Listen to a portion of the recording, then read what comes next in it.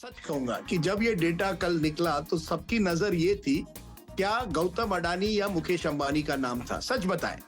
जी। अब जितने भी चैनल है कुछ अलग अलग चीजें, ज्यादातर तो चैनलों ने इस पर बात ही नहीं की, जो अपने आप में एक कहानी है। मैंने रिलायंस के प्रवक्ता से बात की, उन्होंने पीटीआई से भी कहा कि हमारा इससे कोई लेना देना नहीं है, हमारी कोई ये सब्सिडरी नहीं है। लेकिन इसमें रोचक बात ये है कि ये जो quick supply chain private limited है, इसके जो डायरेक्टर है तपस मित्रा, वो 19 साल से रिलायंस में काम कर रहे हैं, रिलायंस के अकाउंट्स डिपार्टमेंट में काम करते हैं। 2 और डायरेक्टर है वो रिलायंस से जुड़े हुए हैं। 30 कंपनी जो टॉप डोनर है उसमें से 14 ऐसे हैं जो एनफोर्समेंट एजेंसीज के निगरानी में है।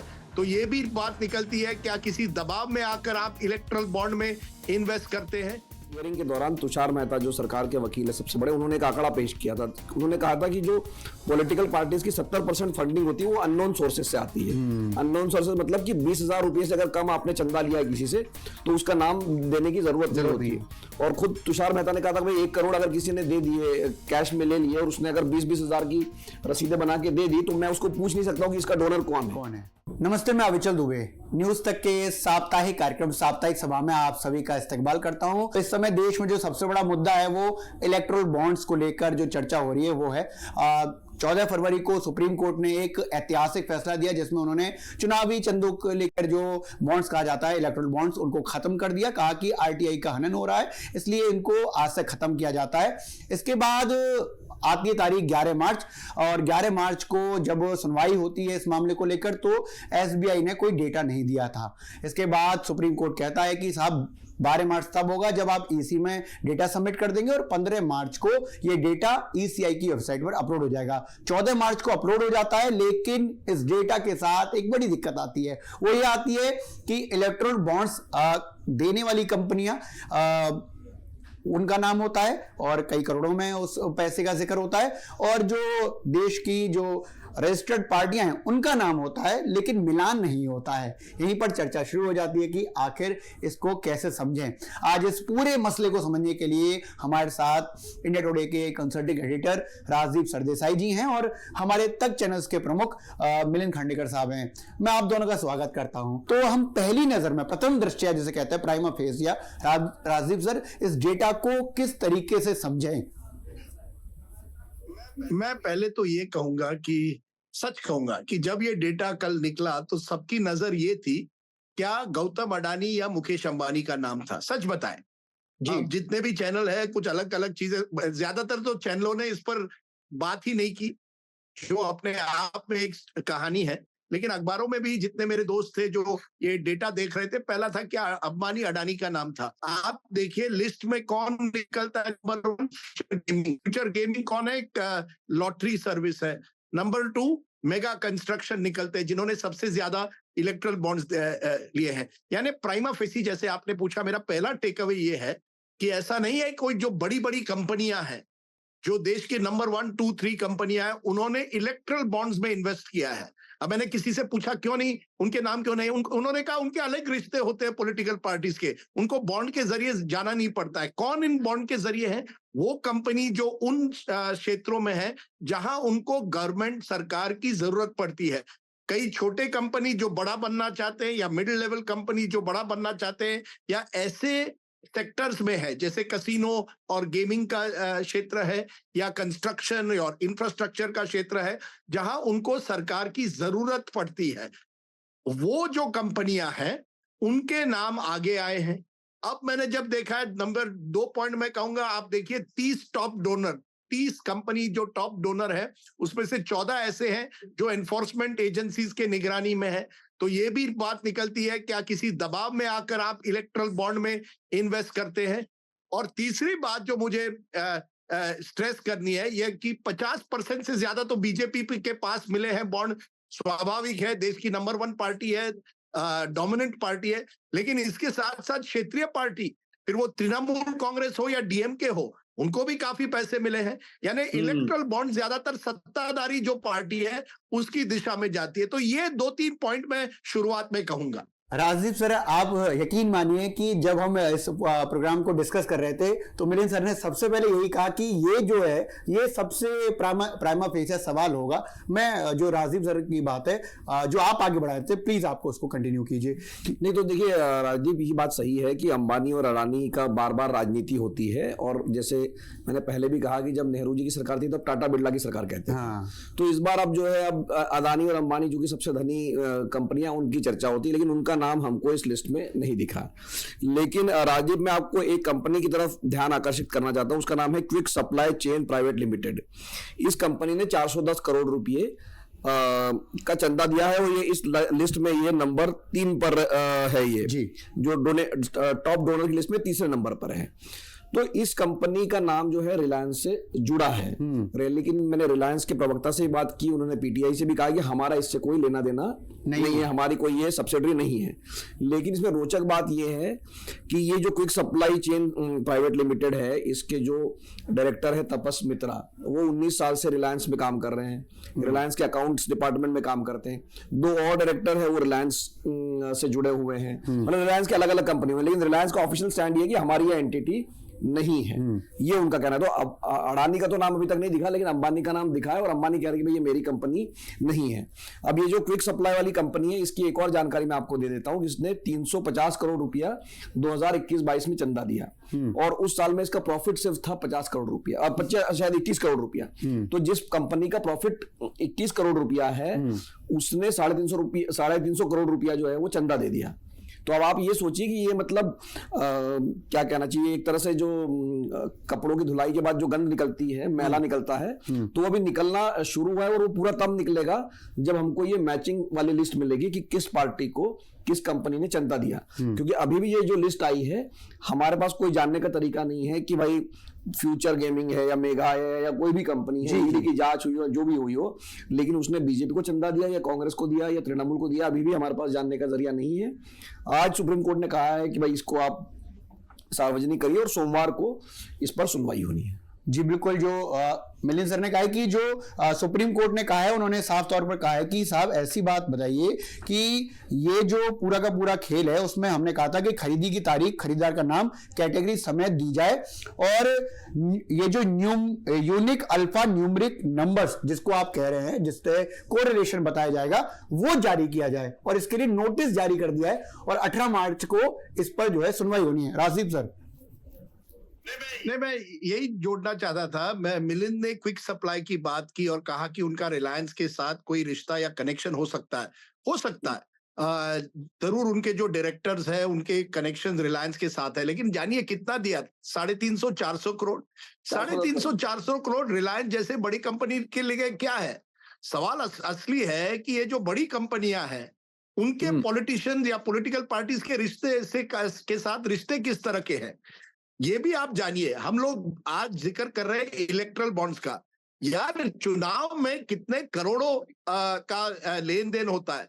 इलेक्ट्रल बॉन्ड्स तो उसका एक छोटा सा फ्रैक्शन है, असली पैसा तो कैश में होता है। तो 2 बातें आती है, एक तो जो कंपनियां दबाव में हो, या जो कंपनियां जिसके साथ किसी कंपनी को तुरंत, जो बड़ी कंपनी नहीं है लेकिन उनको कोई अपने आप को बड़ा बनाना है, उनको पॉलिटिशियन से कोई फायदा लेना है, वो तुरंत चले जाते हैं इलेक्ट्रल बॉन्ड स्कीम में। लेकिन जो बाकी कंपनियां, उनके रिश्ते सालों से जो चल रहे हैं, उनके अलग कनेक्शंस हैं। जरूर ये एक कंपनी है जिसका रिलायंस से नाम जोड़ा जा रहा है, लेकिन मुझे लगता है कि मेन स्टोरी इसमें यह है कि इस देश में कितनी मिडिल लेवल छोटी कंपनियां हैं जिन पर दबाव डालने के बाद ये इलेक्ट्रल बॉन्ड में क्यों आते हैं। मैं आपको एक उदाहरण देता हूं। एक कंपनी है यशोदा हॉस्पिटल्स, ये हैदराबाद बेस्ड कंपनी है।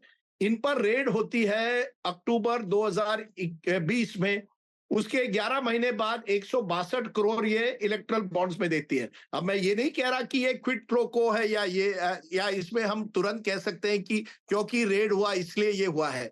इसीलिए जो मिलिंद ने कहा बिल्कुल सही है, मैचिंग तो करना पड़ेगा, किस कंपनी को किस पार्टी के जरिए, किस पार्टी को किस कंपनी के जरिए कब मिला। लेकिन एक माहौल बना है कि इलेक्ट्रल बॉन्ड्स के जरिए या तो आप किसी फेवर चाहते थे किसी से, या आप दबाव में आकर दे रहे थे। ये एक पैटर्न नोटिस हुआ है, और ये जैसे मैंने कहा, केवल खेल नहीं, कुछ हद तक राज्य में भी है, आपको किसी राज्य सरकार से कुछ फेवर चाहिए, तो ये क्विड प्रो को की राजनीति में इलेक्ट्रल बॉन्ड के जरिए कई छोटी कंपनियां जो है उन्होंने एक तरह से अपने फायदे के लिए शायद इलेक्ट्रल बॉन्ड्स में इन्वेस्ट किया था।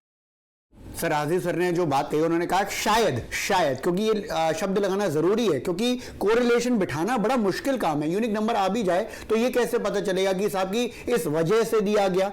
और हमने जैसे देखा है, जो पैटर्न है उन्होंने जो जिक्र किया है, हम भी देख रहे हैं कि साहब की सत्ताधीश जो केंद्र में है भाजपा, उसके अलावा जो राज्य में पार्टियां हैं उनको भी खूब चंदा मिला है। नहीं देखो, दीप ने जो बात कही, मैं ये कह रहा हूँ कि सुप्रीम कोर्ट का आधार क्या था ये फैसला देने का, कि भाई जैसे केवाईसी है, मान लीजिए हमको जब कोई भी करते हैं तो नो योर कस्टमर होता है, तो आप नो योर नेता वाली बात है कि भाई आप जिसको वोट दे रहे हो, जिस पार्टी को वोट दे रहे हो उसको उसने पैसा किससे लिया और क्यों लिया। तो यही तो बात थी कि भाई ये ट्रांसपेरेंसी लानी चाहिए, लोगों को पता होना चाहिए, और इसीलिए ये पूरी लिस्ट बाहर आई है। लेकिन ये अभी भी अधूरी है, क्योंकि ये नहीं पता है कि किसने किस पार्टी को दिया। अब हो सकता है इसमें से सारी पार्टियों ने, जो कंपनियां हैं, इन्होंने सारी पार्टियों को थोड़ा थोड़ा पैसा दिया हो, ये हमको नहीं पता है। लेकिन यही तो वोटर को जानने का हक है ना, कि भाई ये जो राजदीप ने कहा कि भाई प्रथम दृष्टया तो यही दिख रहा है कि भाई किसी को कुछ काम है, उसने बॉन्ड दिया और उसका काम, उसको ठेका मिल गया। आपको हर केस में दिखेगा 15 केसेस ऐसे, जो टॉप 30 डोनर है उसमें 15 कंपनियों के बारे में कहा जा रहा है कि उन पर कोई कार्रवाई हुई केंद्रीय एजेंसियों की, और फिर उन्होंने बॉन्ड खरीदने की बात कही है। तो अभी आज जो सुबह इंडिया टुडे कॉन्क्लेव में राजदीप भी थे, वहां पर निर्मला सीतारामन जो वित्त मंत्री, उन्होंने कहा कि आप ऐसा कोई अजम्पशन नहीं निकाल सकते। उनकी बात सही है भाई, जब तक नंबरों का मिलान नहीं हो जाता तब तक तो ये अजम्पशन वाली ही बात है। पर मुझे लगता है कि अभी भी ये जो लिस्ट आई है अधूरी है, जब तक कि वो नंबरों का मिलान नहीं हो जाता। और मैं दर्शकों को ये बता देता हूँ, जैसे आप कोई करेंसी नोट लगते हैं 100 रुपये का, उस पर एक नंबर लिखा रहता है, यूनिक नंबर होता है, वो दूसरे नोट पर नहीं होता है, नहीं हो सकता। तो वैसे ही इन बॉन्ड पर भी एक नंबर होता है। तो वो नंबर एसबीआई को पता है, और वो जिस पार्टी ने भुना है उसको पता है, उसका भी वो उन्होंने जब एंट्री की हुई है। तो ये जब दोनों मैच हो जाएंगे तो आपको पता चल जाएगा कि भाई फ्यूचर गेमिंग ने किस पार्टी को कितनी तारीख को पैसा दिया, और कितनी पार्टियों को भी हो सकता है। जी इससे मैं एक बात जोड़ूंगा मिलिंद, अजम्पशन, ये जो निर्मला सीतारमन ने कहा कि ये आपका अनुमान है, अजम्पशन है कि ये कंपनियों पर दबाव था। मैं इतना ही कहूंगा कि जब 30 टॉप डोनर में से 14 ऐसे कंपनियां हैं जिस पर एजेंसीज की कार्रवाई हो रही है, तो स्वाभाविक है कि कुछ ना कुछ हम भी तो सवाल तो उठाएंगे ना। जैसे फ्यूचर गेमिंग, ये वो कंपनी है जिस पर चीटिंग का आरोप लगाया, जिस तरह से उन्होंने लॉटरी सर्विसेज नागालैंड और सिक्किम में किए। अब जब इन कंपनियों पर रेड होता है और ये सबसे ज्यादा चंदा देते हैं, तो सवाल तो उठेंगे ही। मुझे लगता है कहीं ना कहीं एक बात साफ है कि क्योंकि ये इलेक्ट्रल बॉन्ड्स की सिस्टम ऐसी बनाई गई थी कि दुनिया को नहीं पता चलना चाहिए कि किस व्यक्ति ने किस पार्टी को दिया है, इसलिए इन कुछ जो छोटे या मीडियम लेवल कंपनीज है उनको लगा चलिए ये एक अच्छा रूट है, जहां हम पर भी कोई दबाव नहीं आएगा जब हम किसी एक पार्टी को देते हैं, क्योंकि हम गुप्त तरीके से दे रहे हैं। ये दुनिया को नहीं पता चलेगा कि ये फ्यूचर गेमिंग जो है इसकी कोई डीलिंग हो रही है किसी एक सरकार के साथ। तो ये क्योंकि ये गुप्त था, इसलिए शायद टेम्पटेशन था। और एक बड़ा मुझे लगता है अभी भी सवाल है, और निर्मला सीतारमन ने भी इसका जिक्र किया है। एक बात है कि चलिए आपने तय कर लिया इलेक्ट्रल बॉन्ड जो है वो असंवैधानिक है, अनकॉन्स्टिट्यूशनल है, पर उसकी जगह में क्या चुनाव आ रहे हैं, अब क्या माहौल होगा? कोई भी इंडस्ट्रियलिस्ट हो या कोई भी व्यक्ति हो कहेगा यार मुझे इसमें पढ़ना ही नहीं है, क्योंकि कल अगर ये सब सार्वजनिक हो तो फिर क्या होगा। तो एक जो एडवांटेज था इलेक्ट्रल बॉन्ड्स का, क्योंकि हमारे देश में डर का माहौल होता है, अगर आप विपक्ष को दे, विपक्ष की हाल आप देखिए, अब कौन विपक्ष को देगा? जब आप कहते हैं सिस्टम ओपन करिए, ट्रांसपेरेंट करिए, ये सब ठीक होता है, अगर डर का माहौल ना हो। जानिए जो भी हो, आज हर उद्योगपति से आप बात करिए, उनको कहीं ना कहीं ईडी और एजेंसीज का डर है, पीएमएलए का डर है। अगर मैं समझ लीजिए किसी विरोधी दल को इस चुनाव के लिए 200 करोड़ दे दूं या 300 करोड़ दे दूं, और ये अगर सार्वजनिक हो तो मुझ पर दबाव आएगा, यार आपने विरोधी पक्ष को क्यों दिया। तो ये एक, जब तक आप एक नया सिस्टम नहीं लाएंगे, केवल इस सिस्टम को हटाना, इलेक्ट्रल बॉन्ड्स को कहना असंवैधानिक है, वो मुझे लगता है खतरनाक है, क्योंकि अब कैश वापस आ जाएगा।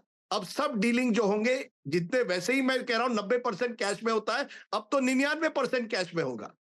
मैं इस शो के आखिर में आऊंगा और मैं सबसे, आप कुछ कहना चाह रहे हैं सर? नहीं, जो राजदीप ने बात कही कि सुप्रीम कोर्ट ने इसको तो गलत ठहरा दिया कि ये बात सही है कि भाई कॉन्स्टिट्यूशन के खिलाफ है, लेकिन इसका कोई हल नहीं दिया और इसके तोड़ नहीं दिया कि क्या होगा। और जो राजदीप ने बात कही कि कैश में होता है, इसी हियरिंग के दौरान तुषार मेहता जो सरकार के वकील है सबसे बड़े, उन्होंने एक आंकड़ा पेश किया था। उन्होंने कहा था कि जो पॉलिटिकल पार्टीज की 70% फंडिंग होती है वो अननोन सोर्सेज से आती है। अननोन सोर्सेज मतलब कि 20,000 रुपये से अगर कम आपने चंदा लिया है किसी से तो उसका नाम देने की जरूरत नहीं होती है। और खुद तुषार मेहता ने कहा था भाई 1 करोड़ अगर किसी ने दे दिए, कैश में ले लिए, और उसने अगर 20-20 हजार की रसीदें बना के दे दी तो मैं उसको पूछ नहीं सकता हूं कि इसका डोनर कौन है। ठीक है, तो ये बात, और बसपा जैसी जो पार्टी है उसका 100% पैसा उसी रूट से आता है। तो ये जो ट्रांसपेरेंसी अभी भी आएगी, मतलब ये तो जो एक उम्मीद थी कि इससे कोई रास्ता निकलेगा तो वो रास्ता बंद हो गया है, लेकिन दूसरा रास्ता क्या होगा ये हमें नहीं पता है। मैं वही सवाल का, जो ये सवाल है उसको मैं शो के आखिर में रखना चाहूंगा कि जैसे कि 18 मार्च को जो हियरिंग है, अगर मान लीजिए वहां पर ये भी हो जाता है कि यूनिक नंबर भी आ जाता है और मैचिंग हो जाती है, तो ये भी तो परसेप्शन ही रहेगा कि अगर ऐसा पैसा देने के बाद किसी का काम हुआ तो ये गारंटेड नहीं आप कह सकते, वर्बली एक तरीके की चर्चा रहेगी। राजीव सर, देखिए परसेप्शन तो पहले से है अविचल, ऐसा नहीं है। आज भी अगर इलेक्ट्रल बॉन्ड के पहले भी अगर आप किसी से पूछते, वो से अरे बड़ा आदमी है, उसका तो डील हुआ होगा किसी पार्टी के साथ, लेकिन अब जब नंबर आपके साथ आते हैं तो आप कंफर्म कर सकते हैं। एक तरह से भले ही एक अगर मैचिंग हो जाए तो कहीं ना कहीं ये पता चल जाएगा। समझ लीजिए कोई बड़ी कोल माइन है कंपनी बंगाल में, उन्होंने तृणमूल कांग्रेस को पैसे दिए, या बीजू जनता दल को किसी माइनिंग कंपनी ने उड़ीसा में दिए हैं, तो ये तो पता चलेगा ना कि किसने दिए हैं। ये इस पूरे सुप्रीम कोर्ट के एक एडवांटेज ये था, और ये इलेक्ट्रल बॉन्ड सिस्टम की कमी थी कि केवल सरकार या स्टेट बैंक ऑफ इंडिया को पता चल सकता था कि किसने किसको दिए हैं, दुनिया को नहीं। मुझे लगता है कि अगर हमारी सिस्टम वाकई बदलनी है तो ये पता चलना चाहिए कि किस पार्टी को किसने कितने पैसे दिए हैं, तब पता चलेगा कि कुछ निर्णय सरकार ने लिए हो किसी के फेवर में, ये क्यों लिए गए। हाँ, आपकी बात सही है, फाइनेंस मिनिस्टर सही है, इस समय हम अनुमान कर रहे हैं, लेकिन एक बार मैचिंग हो जाए तो मुझे लगता है और कुछ बाहर निकलेगा। लेकिन सबसे बड़ी दुविधा है कि आपने सिस्टम में कमियां तो दिखा दी, लेकिन सिस्टम को सुधारना कैसे है, जब तक आप ये नहीं कर पाएंगे, मुझे लगता है ये एक बड़ा पेचीदा सवाल है, खासकर कि जब इतने बड़े चुनाव आ रहे हैं कि क्या हमारे चुनाव जो हैं कैश पावर पर चलते हैं, क्या कैश इज किंग, और अगर कैश किंग है तो ये कैश आता कहां से है इतना। ये जो है, जब तक आप इस जड़ तक नहीं पहुंचेंगे, हमारी राजनीति इसी तरह से भ्रष्टाचार लिप्त और कैश लिप्त रहेगी।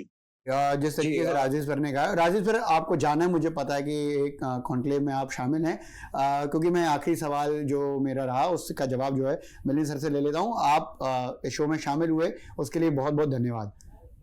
थैंक यू अविचल भाई और मिलिंद भाई, थैंक यू। तो सर, जिस तरीके से ये जो बातचीत की जा रही है कि कोई तोड़ नहीं है, कोई विकल्प नहीं है, हम इस मुहाने पर आ चुके हैं जहां पर कैश इज किंग, जो राजीव सर कह रहे हैं कि कैश ही सब कुछ रह जाएगा, जो 90% था वो 99% चला जाएगा। लेकिन मैं ये जानना चाह रहा हूँ कि 18 तारीख को सुप्रीम कोर्ट हियरिंग करता है, यूनिक नंबर जिसको आपने बहुत अच्छे से बताया, अगर उसका मिलान भी कर लिया जाता है तो हमारे लिए क्या बचेगा? एक डेटा, बस इतना, या फिर चुनावों में कोई नहीं। देखिए ऐसी बात नहीं ना, चल डेटा की बात नहीं है। अगर ये आप जैसे अभी जो बात आप कह रहे हैं अनुमान के आधार पे कह रहे हैं कि भाई अमुक छापा पड़ा और फिर इसने बॉन्ड खरीदे, अभी तो ये अनुमान है हमारा कि इन दोनों में कोई संबंध है, और उसने किस पार्टी को दिए भी हमको मालूम नहीं है, तो सारी बात अनुमान पे हो रही है। लेकिन अगर कोई कोरिलेशन इसका हम एस्टेब्लिश कर पाते कि भाई इतने तारीख को इसने खरीदा, इतनी तारीख को छापा पड़ा और इसने जो पार्टी सरकार में है या जो उसका आरोप लगा रही थी उसको दिया, तो उससे कोई एक पैटर्न तो आपको समझ में आएगा ना। अभी हम सब हवा में बात कर रहे हैं, हम अभी भी अपना 2 और 2 4 कह रहे हैं ऐसा हुआ होगा इसलिए ऐसा हुआ होगा। हम जिस फ्यूचर गेमिंग की बात कर रहे हैं वो उसकी जड़ें सारी जो है तमिलनाडु में है, उसकी जड़ें केरल में है। सही बात। तो क्या उसने अपने क्षेत्रीय दल को पैसे नहीं दिए होंगे?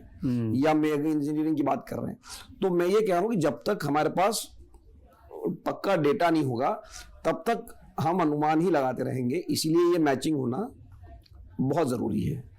रही बात आपने कहा कि भाई ये जो पैसे आ रहे हैं, ये अभी भी मतलब अब क्या होगा या कैसे होगा। हाँ। तो देखिए अब ये क्या, आपको क्या लग रहा है कि पार्टियां 16,000 करोड़ में सारी पार्टियां पिछले 5 साल में अपना काम कर लेंगी? मतलब ये तो एक पार्टी के लिए भी काफी नहीं हो। है। तो मैं ये बात कह रहा हूँ कि ये इलेक्टोरल बॉन्ड एक तरह से एक जरिया बनाने की कोशिश की थी सरकार ने कि भाई कम से कम पैसा तो अगर ब्लैक में ही लेन देन हो रहा है तो कम से कम जो पैसा अंदर आ रहा है वो तो व्हाइट में आ जाए। व्हाइट में मतलब जो भी जमा कर रहा है उसको तो अपना केवाईसी देना है, उसको तो बताना है कि उसने पैसे कहाँ से लाए उसके। तो वो एक प्रयास था, लेकिन मुझे लगता है कि वो प्रयास अब असफल रहा है। और ये देश में अभी भी, और ये मैं अभी 10 साल की बात नहीं कर रहा हूँ, ये हमेशा से एक डर का माहौल रहा। हमारे कभी भी इतना खुलापन नहीं रहा है कि कोई ये कह सके हाँ मैं फला पार्टी को समर्थन करता हूँ। कोई द्रौपदी कभी नहीं कहता है। अगर वो कह देगा तो उसके रिपरकशन होंगे, वो चाहे कांग्रेस सरकार में हो या बीजेपी सरकार में हो।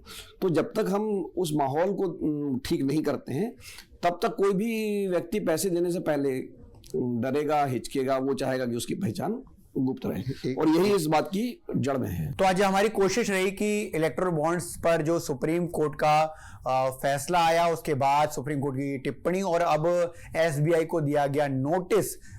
अब नोटिस के बाद दरअसल होता क्या, मतलब नोटिस मिल गया एसबीआई को 18 मार्च को, फिर इस मामले की सुनवाई होनी है। लेकिन जो डेटा आया है एसबीआई की तरफ से, जिसमें सबसे ज्यादा चंदा किस किस कंपनी ने दिया, सबसे ज्यादा चंदा किस किस पार्टी को मिला है, सबसे ज्यादा चंदा जो है भारतीय जनता पार्टी को मिला है, फिर तृणमूल कांग्रेस को मिला है, फिर जो है कांग्रेस पार्टी को मिला है। लेकिन अभी भी ये कहीं भी सेट नहीं हो पा रहा है कि किस कंपनी ने किसको चंदा दिया, क्योंकि यूनिक नंबर अभी भी सामने नहीं आया है। देखते हैं कि सुप्रीम कोर्ट की जो सुनवाई होती है उसमें क्या निकल कर आता है, और इस डेटा को किस तरीके से आगे इन चुनावों में किस तरीके से फॉलो किया जाता है, और पॉलिटिकल पार्टी इसका कितना बड़ा इशू बनाती हैं। आज इस साप्ताहिक सभा में हमारे साथ consulting editor of India Today Rajeev Sardesai ji मौजूद रहे, और इसके साथ साथ तक चैनल्स के हेड मिलिंद खांडेकर साहब रहे। आप दोनों का बहुत बहुत शुक्रिया। आप सभी का शुक्रिया जो हमारे इस साप्ताहिक सभा शो को देखते हैं, आगे देखेंगे ऐसा पूरा विश्वास। बहुत बहुत धन्यवाद।